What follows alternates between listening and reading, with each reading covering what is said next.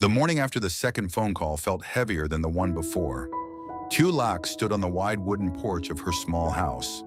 The weathered timber walls and moss-covered sloped roof bathed in soft, diffused light, filtering through the dense bamboo grove.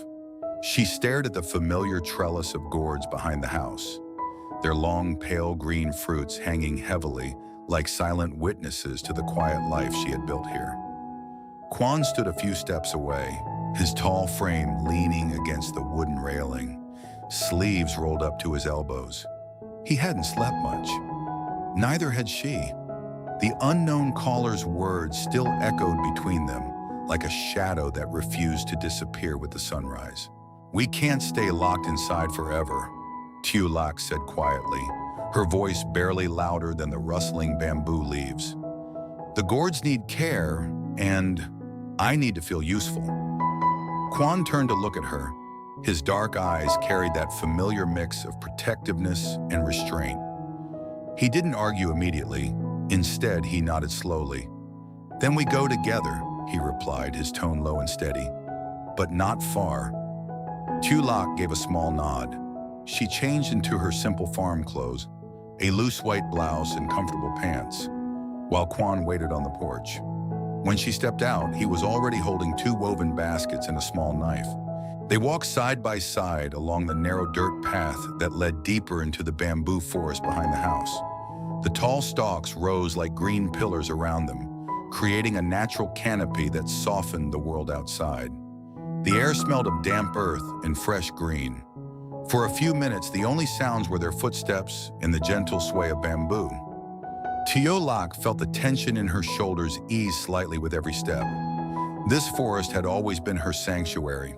Here, among the towering stalks and wild undergrowth, she could breathe. Quan walked close enough that their arms occasionally brushed, but he kept a respectful distance. He carried both baskets without complaint, his gaze occasionally sweeping the surroundings with quiet alertness. "There's a good patch of bamboo shoots not far from here," Tieu Lac said, pointing ahead. "We can harvest some for dinner tonight." Quan's lips curved into the faintest smile. "Lead the way." They ventured deeper.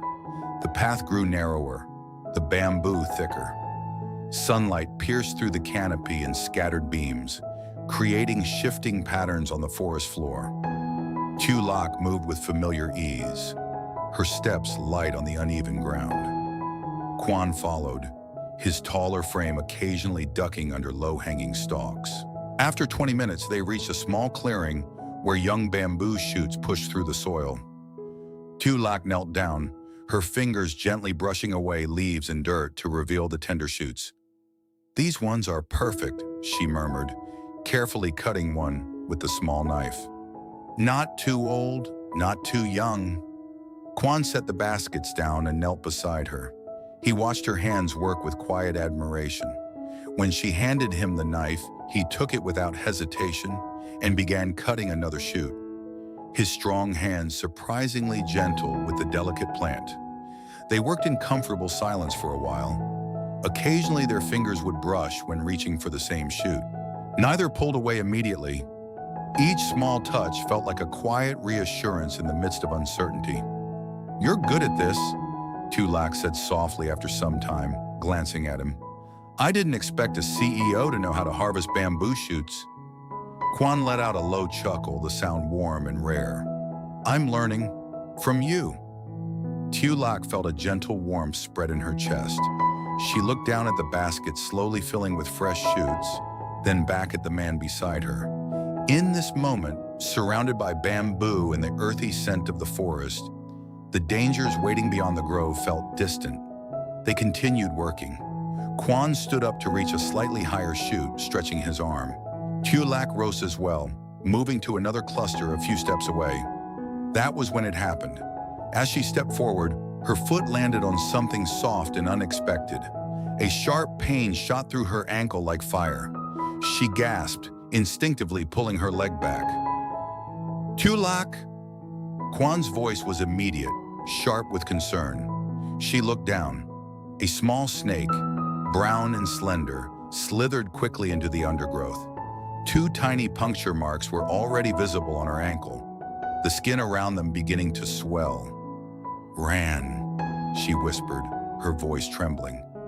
"It bit me." In an instant, Quan was beside her. He dropped to one knee, his strong hands gently but firmly holding her leg to examine the bite. His face remained calm, but she could see the storm in his eyes. "Don't move," he said, voice low and controlled. "Stay still." He quickly removed his belt, wrapping it tightly above the bite as a makeshift tourniquet. Then, without another word, he scooped her up into his arms, one arm under her knees, the other supporting her back. Tieu Lac instinctively wrapped her arms around his neck. "I've got you," he murmured against her hair as he began moving swiftly through the bamboo forest back toward the house. His steps were fast but careful, avoiding roots and uneven ground. Tieu Lac's heart pounded. The pain in her ankle was spreading, a burning sensation climbing up her leg.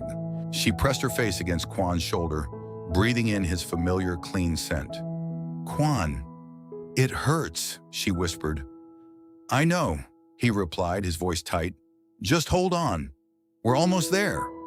They reached the house faster than she expected. Quan kicked the door open with his foot and carried her straight to the wooden couch. He set her down gently, then grabbed his car keys and phone in one fluid motion. "I'm taking you to the hospital, now." Tieu Lac tried to protest weakly. "The farm, the chutes." "They can wait," Quan cut in, his tone leaving no room for argument. He lifted her again, this time carrying her out to the car. He placed her carefully in the passenger seat, buckling her seatbelt with steady hands. As he started the engine and drove down the dirt path, his jaw was clenched tight. One hand stayed on the wheel, the other occasionally reached over to hold her hand. Tieu Lac leaned her head back against the seat, eyes half closed from the growing pain. Yet even through the discomfort, she felt the warmth of Quan's presence beside her, solid, unwavering. The car sped through the winding roads toward the nearest town. Bamboo gave way to open fields, then to the edges of the small provincial hospital. Quan carried her inside without hesitation, his voice calm but authoritative as he spoke to the nurses. Within minutes, Tieu Lac was lying on a hospital bed, an IV line in her arm, anti-venom already being administered. Quan sat beside the bed, his tall frame slightly hunched forward. He held her hand the entire time, thumb gently stroking the back of her hand in slow, soothing circles. "You're going to be okay," he said quietly when the doctor left the room. "I won't let anything happen to you." Tieu Lac looked at him through heavy eyelids. The fear from the snake bite was still there, but so was something warmer, a deepening trust in the man who had once again dropped everything to protect her. Outside the hospital window, the bamboo forest was far behind them, but the real danger they both knew was still waiting, and it was getting closer. The hospital room was quiet, save for the soft beep of the heart monitor and the distant sound of footsteps in the corridor. Tieu Lac lay on the narrow bed, her injured leg elevated and wrapped in a clean white bandage. The anti-venom dripped steadily through the IV line into her arm. The burning pain in her ankle had dulled into a heavy throb, but the fear still lingered like a shadow in her chest.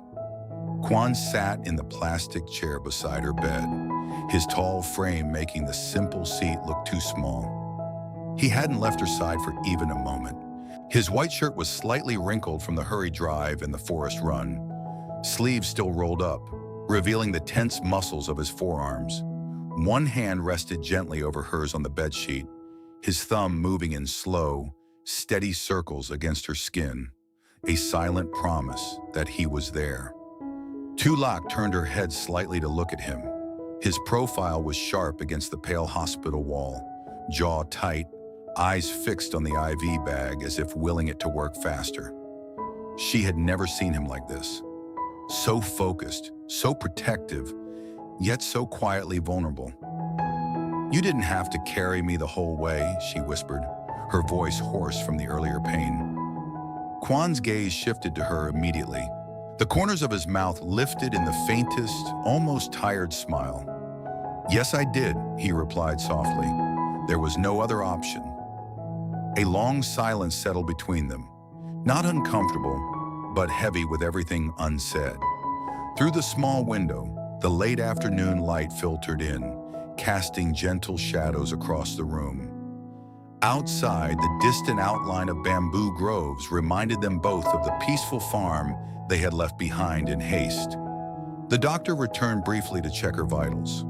After a few questions and nods of approval, he assured them the bite was not life-threatening and that she could go home the next morning if her condition remained stable. When the door closed again, Quan exhaled slowly, the tension in his shoulders easing just a fraction. Tieu Lac watched him carefully. "You're blaming yourself, aren't you?" Quan didn't answer right away. He looked down at their joined hands, his thumbs still tracing those slow circles. "I should have been more careful," he said finally, voice low. "I let my guard down. We were supposed to stay safe." Tieu Lac squeezed his hand weakly. "It was just a snake, Quan. It happens in the forest. You can't protect me from everything." His eyes met hers then, dark, intense, filled with something deeper than worry. "Maybe not everything, but I can try." The simple declaration hung in the air between them. No grand promises, no dramatic declarations, just quiet determination. Tieu Lac felt her chest tighten, not from pain this time, but from the warmth of his presence. In this sterile hospital room, far from the bamboo grove and her beloved gourd trellis, Quan felt like the only steady thing in her world. As evening approached, a nurse brought simple food, rice porridge and some fruit. Quan helped her sit up slowly, adjusting the pillows behind her back with careful hands. He fed her small spoonfuls when her hands trembled too much from the medicine, his movements patient and unhurried. Each time their eyes met over the spoon, something unspoken passed between them, a deepening closeness born from shared fear and quiet care. "You're different here," Tieu Lac murmured between bites. "Away from the city, away from your big house. You seem more yourself." Quan set the bowl down and wiped the corner of her mouth gently with a napkin. "Maybe because I don't have to pretend when I'm with you." The words were simple, but they landed softly in her heart. She looked at him for a long moment, at the way his hair fell slightly over his forehead, at the faint lines of exhaustion around his eyes, at the steady strength in his posture, even while sitting in this uncomfortable chair. Later, when the room grew dimmer and the hospital sounds quieted, Quan moved his chair even closer to the bed. He didn't speak much. Instead, he simply stayed there, one hand still holding hers, the other resting on the edge of the mattress as if ready to catch her if she needed him. Tieu Lac's eyelids grew heavy. The medicine made her drowsy, but she fought sleep for a while, afraid the nightmares of the snake and the mysterious calls would return. "Sleep," Quan said quietly, as if reading her thoughts. "I'm right here. I won't leave." She finally let her eyes close. Her breathing evened out, but her fingers remained loosely curled around his hand. Quan watched her for a long time. The strong, controlled CEO who commanded boardrooms now sat silently in a small provincial hospital, guarding the woman who had slowly begun to change everything he thought he knew about control and love. He brushed a stray strand of hair from her forehead with the lightest touch, careful not to wake her. Hours passed. The night deepened outside the window. Tieu Lac stirred once, murmuring something incoherent in her sleep. Quan leaned closer, his voice a low whisper. "You're safe. I've got you." But safety in their story was never guaranteed for long. It was past midnight when Quan's phone vibrated silently on the small bedside table. He glanced at the screen, his body tensing instantly. The message was from one of his trusted contacts. "Car spotted again near the bamboo path. Same model as the night you found her on the road. They're watching the farm." Quan's jaw tightened. He looked at Tieu Lac's peaceful sleeping face, then back at the phone. His free hand clenched into a fist on his knee. He typed a short reply. Increased surveillance. Do not engage yet. We return tomorrow. He placed the phone face down and leaned back in the chair, but his eyes no longer held any trace of tiredness. They were sharp now, protective, calculating, ready. The peaceful interlude at the hospital was ending. Tomorrow they would return to the bamboo house and the gourd trellis. But this time, they would not be alone in the forest. Somewhere in the darkness beyond the hospital walls, unseen eyes were already turning back toward the small wooden house nestled deep in the bamboo grove. And the next move in the game was approaching faster than either of them wanted to admit.